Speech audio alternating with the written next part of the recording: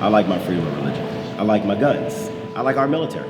I like my family. I like to live my life without the intrusion of the government. I don't need government to help me do anything. The 2020 presidential election is coinciding with one of the most polarizing times in modern American history. I'm traveling with Vice across the country to learn about the extraordinary actions of ordinary people that could shape our collective future. This coronavirus nonsense is exactly what it is. It's a bunch of garbage. It's being done to hurt Trump and to hurt the American people that support Trump. That's the only reason it's being done.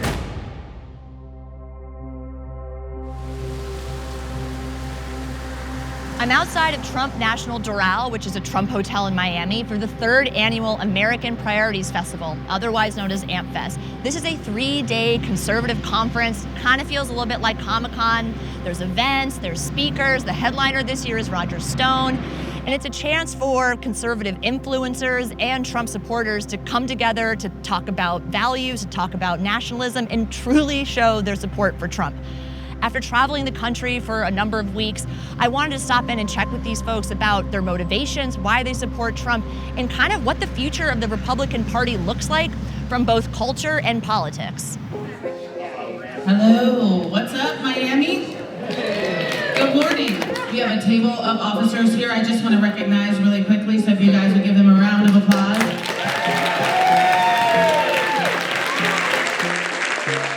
I'm not a big fan of this BLM movement. Burn, loot, murder. Bottom line. You're allowed to get in the streets and scream about defunding the police, defame our police officers, get in their face, not have a mask on, not be social distancing, but you can't go to church. Right? Does anybody see a problem with this? Okay.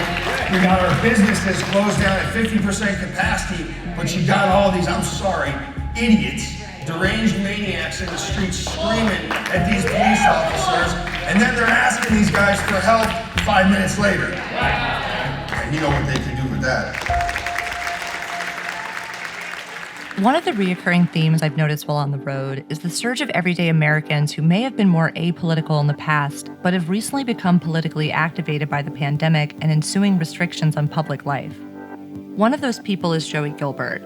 A former boxer, Joey's now considering a run for office in his home state of Nevada. In addition to being pro-law enforcement, he believes COVID-19 is a liberal Democratic hoax meant to weaken the president. Many of those statements can be disputed as non-factual and inflammatory. What are you fighting for sort of currently?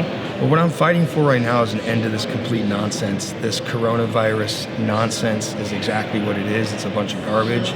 It's a bunch of fear-mongering and panic, and these ridiculous draconian lockdown measures, mask mandates, business restrictions, distance learning for kids is absolutely destroying this country, and it's also destroying the lives of young people and seniors alike, and it needs to end. How has this affected you? It's absolutely personal. My parents were diagnosed with COVID-19, and it was just the day after the governor in Nevada banned hydroxychloroquine. Well, anybody with a brain could do a Google search and find out that azithromycin, zinc sulfate, and hydroxychloroquine could have prevented probably 90% or more of the deaths in this country. Why would there be an attempt to hide or not allow someone to take a drug that would cure, people of this disease? That's a great question. Why would there be an attempt? First of all, there wasn't an attempt. There was an act. It was done. Blue state governors banned this drug. They worked as hard as they could to keep it off the shelves and out of the hands of the people. What they did was truly criminal. And I believe it's outright murder. They knew what it could do. That's why they banned it. There's no other good reason why they would have. It's being done to hurt Trump and to hurt the American people that support Trump. That's the only reason it's being done. Where do you get your information from? Where do you source things? Well, I get my information also from social media and from the internet. I do my own research, and so what I say to people is get informed. The information's out there. Use your social media, use your platforms to share the truth. We were at a crisis. We were at a breaking point. And one man stepped forward for the most improbable, audacious, outrageous, challenging, exciting political campaign in American history. And that would be the greatest president of my lifetime, Donald J. Trump. This This is a struggle for the future of Western civilization as we know it. We do battle for the Lord, and victory will be ours.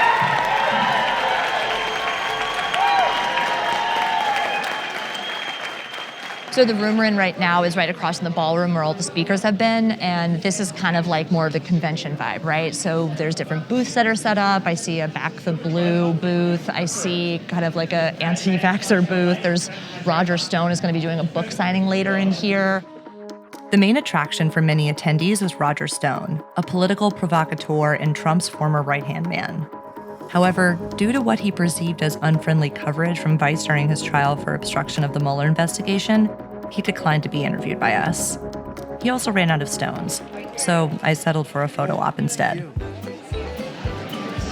Ooh, look at the line. They come out for the stone, man. We're gonna have a bit of a wait ahead of us, but it's worth it. Thank you, sir. There you go. Awesome. This will make you very popular back at the studio. Doesn't think so. How old are both you guys? I'm 18 and I'm 21. This will be your first presidential election. Yes, first presidential election, and I voted in the midterm election 2 years ago. Conventions like this, they're not usually attracting like young people who are in college. So why do you like AmFest? I think that a lot more young people who are conservative or support the president should be a lot more outspoken about it, because there's a lot of pressure on us to not speak out, to not be proud of our beliefs. These conferences like AmFest, they allow students to, find like-minded people and voice their opinions and not be afraid to voice their opinions. And even at the University of Miami campus, we now have over 240 registered members of the College Republicans. As people who are like young and on campuses, what do you think is going to happen to the country if Biden wins? I think it will tank the economy. We are currently in the worst recession since the Great Depression, and Joe Biden's coming in here saying, you know what we need? We need to add more taxes. Here's the thing, people disagree with Trump so much. If you're on the left side of the political spectrum, if Joe Biden gets in, you're done. Because if he gets in, it shows that the moderate liberalism wins, that radical Bernie agenda does not win. So are you guys going to be here tomorrow as well? Tomorrow, we're really looking forward to seeing Representative Matt Gaetz from Florida District 1. He's definitely done a ton for our state and a ton for our nation as a whole. It's day 2 of AmFest, so it's another day of speakers and events. There's even a fancy gala tonight, which we're unfortunately not invited to. But after talking to folks yesterday, it's clear they are very pro-Trump and very much promoting conservative values, but they also have some ideas that the mainstream Republican Party have not fully embraced yet. Joe Collins is a Navy veteran riding the recent populist wave of anti-establishment sentiment by running for office as a pro-Trump Republican representative for the 47th District of Los Angeles. Do you align yourself with President Trump? President Trump, he's a great man. He's doing a lot of great things, and just like with anyone you support, there are things that you like about a person that you support, and there are things that you don't like. But at the end of the day, he is our president, and they taught us in the military that you support the president regardless of political party affiliation. So whether it's him or whether it's another president, I'm going to support him. You said in 2004, when you joined the military, is when you sort of switched parties. Was it because of the military, or did something else change in your life or the way you saw the Democratic Party? For me, it was the first black men to get involved in politics were Republican. And the Republican Party fought for freedom. They fought to end slavery. They fought for personal freedoms, personal rights, the freedom to build your own wealth. And those are really major things that sit well with my soul. And it's what I want to continue to fight for. So do you have a personal stance on vaccines, especially when we're talking about COVID? As far as myself, I'm not pro-vaccination. You're not pro-vaccination? I'm not. So if there was a vaccine that the president himself said, this is the one that all Americans should take, you would not just jump on board and take it? No, I wouldn't. I feel like I have a very healthy immune system. I think before you start talking about vaccines, let's talk about the foods that we eat. Let's talk about how much we exercise. Let's talk about how much we meditate to get our mental state together. All of these plays a huge factor in our health. So I would rather promote a healthy lifestyle before I promote vaccines. But again, it's a choice that everybody has the ability to make for themselves. Here at AmFest, I think I've talked to 3 people who are running for office and it's their first time. And in general, I feel like there's a lot of people who do not have a political background and kind of disagree with politics in general, but are still pursuing higher office. What do you make of that? I think it's great. I love it when young people get involved, become leaders, step up to the plate. I think when you have politicians who've been in office, regardless of whatever political party preference they decide to be, at a certain point they get aged out. And so the ideas that they've had are no longer relevant anymore. Who leads the Republican Party in a post-Trump world is still up for debate, but someone with similar appeal to Trump is Florida Congressman Matt Gaetz, whose youth, charisma, and enthusiasm for the more radical right has some thinking he's representative of the party's future. Matt Gaetz, Florida Congressman, Nancy Pelosi's worst nightmare. Our America First movement is so powerful because it is so popular and because we speak the truth. That's what's so special about President Trump. He gives us a new way forward to put our country first, our people first, and to drain the swamp in Washington. These cartel drug leaders slip their baby mamas across the border, or is it their baby mamacitas? And they then have children who then get the full protections of American citizenship under the law. Well, I do not believe that the greatest country in the world must fall victim to Chinese grifters or third world narcos. We are the greatest society of humans that have ever existed. Don't you ever let some spoiled athlete or celebrity or socialist politician.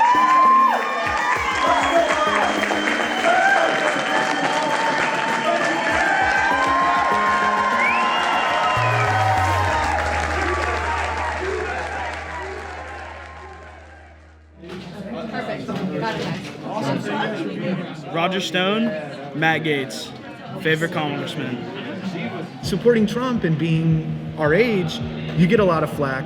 You get a lot of shit from people who are our age. Whether he gets reelected or not, there's going to be a point in which he, as in Trump, he's gone. Yeah. And all of the imagery and the idea and the culture, I guess, around Trump will also be gone. So who fills that void? There's two big sects of where's the new right gonna go, right? And it's either gonna be populism, libertarianism, some combination of the both, but like what Matt Gaetz said, the neocons of the past, the Mitt Romneys, the George Bush mantra, the Dick Cheney mantra, that's all done. We don't accept that anymore. I think Kanye should legitimately run in 2024, and I bet you Kanye West has a better chance of winning than Ted Cruz, maybe even Matt Gaetz. It's really about who are the pragmatists, right?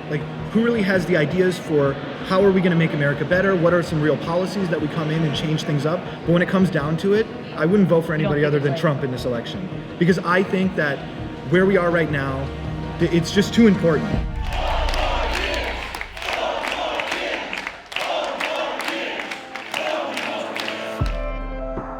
I'm just leaving AmpFest, and after talking to folks, there's certainly a range of conservative ideologies and personal politics, but one thing everyone seems to agree on is that unless Trump is reelected in November, they believe the country is doomed.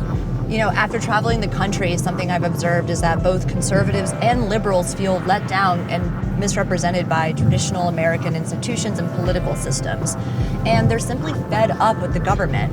They want to take action into their own hands because they believe that individuals can accomplish more than establishment politicians.